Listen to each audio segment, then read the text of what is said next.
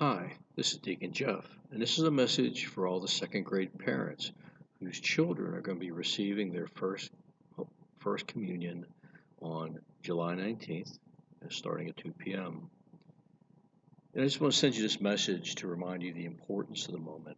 Um, when my wife and I were younger, children were younger, and we were always trying to making sure, as you do, that our children were always cared for, right? Feeling safe, active, right? So we got them involved in sports and music and stuff. Check that box. We need to have them educated so they come up and get a good job someday. So moved in a Norman school district, good school district. Check that box. And I was concerned about their faith, so I didn't know how to do that at home. So in order to check that box, we had to put them in Catholic school. I felt real safe there, but I wasn't really much of a Catholic parent, because the box was checked. I didn't have to worry about it. I could go work and do my thing and do whatever I wanted. Very seldom really did we do much outside of the school and their activities, right? Unfortunately, with COVID, you can't do that now. You as parents can't do that. You don't have the opportunity. Maybe some of you are like me and we're sending your children to CCD to get their sacraments and other things to check the box. Right now, we can't help you with that. You know, it's the parents' responsibility to do that. We're glad to help, but it's harder and harder, right? Since we cannot have your children here. So you have to check the box. Some of you may be single parents or have a spouse who doesn't want to get involved. So it's just like another thing you got to do. But I want to encourage you on something here. The First Holy Communion needs to be special. It needs to be something that they remember. And I'm not talking about the party and the dress. That will all be remembered. The family coming over. Yes, yes, all important. The celebration, right? Celebrate is good. But they need to know that there is a step in their spiritual life happening right now that's significant. That they'll never have another First Holy Communion. First time of receiving Jesus. And like somewhere around 2:30 on that day, Father John will lift the host above this patent. And he will say the words of consecration as he changes the bread into the body of Christ. He will then raise the chalice full of the wine, and he will say the words of consecration, and we will have the blood of Christ. And for the first time in your children's lives, they will receive the body of Christ. Unfortunately, with COVID, we can't even allow them to receive the blood of Christ. That's just where we're at right now. But unless you make this important to them, it's just another day where we have a party. 4th of July, we're going to have a party, right? Memorial Day, we have a picnic. Can't be another day. And you change that by the way you live, the way you view God. Um, so many, I know young people that I know, younger people, like under the age of 40, above the age of 20, um, they do different things with their houses and their children than when I grew up.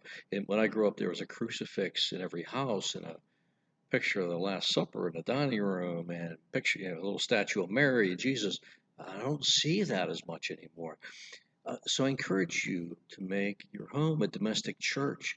That's the kind of thing we have to do now in order to allow the understanding into a second grader that there is something bigger than just another party or a get together. There's something bigger going on here. So if you show a relationship to God in your family, there's some kind of connection that helps them to understand, like just a little bit more, that there is something different going on here. It's not just about me getting presents and me trying out this bread thing for the first time. I'm actually receiving Jesus. This same Jesus that my mom and dad seem to pay attention to.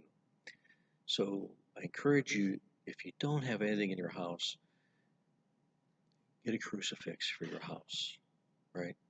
Say a blessing over it, like with your child. Get a Bible for your house if you don't have one. Say a blessing over it with your child. Just say, God bless this Bible and let it bring us your wisdom. Wow, tough blessing, right? That's all you got to do. I encourage you to do things like that in your home. Father John talked about having a Mary altar, right, for the month of May. Have a Mary statue just in a corner. My parents did that. My parents um, weren't overtly Catholic when I was growing up, but they had a statue of Mary in a corner that they would light a little candle, a little tea candle, and say a prayer in front of her when something was going wrong. Do you show your kids what you do when when you're being challenged something wrong? Do you go to God? These are the kind of things that are going to stay with them. I'm not saying do anything extravagant. Yes, I want you to complete the last two chapters for Rob. Yes, I want you to get on there and do the blessed videos. But more important than that, show them you have a relationship with God. And show them that it's important to you. Because if it is, it'll be important to them. I look forward to seeing you all on that day, and I encourage you anything you can do to have this conversation about God. It doesn't have to be, you're with a second grader. They may ask you tough questions, but you know what? You can look for the answers. They're there for you online, everywhere. Go to good websites, find out, seek a little bit about your faith. Take the time now. It's so important at this moment to do that. They are going to understand God by seeing the relationship you have with God, the relationship you have with them, and you start forming their relationship with God. As parents, that's what we're called to do. The most important thing we're going to do as parents is to get our children to heaven. And they can't get there unless they have a relationship with God. And if we don't start doing it now, well, it makes it harder for them. And we don't want to make it harder for them, make it easier for them. So I encourage you to take some time, love your child, love God in front of your child. And just, I look forward to seeing you all on the 19th. Oh, at the rehearsal. Huh, I almost forgot. At the rehearsal, and then later on at the 19th. So may God bless you, bless your children, bless your lives. And don't forget to thank Him for all you have. And just ask Him in prayer how to love your children better.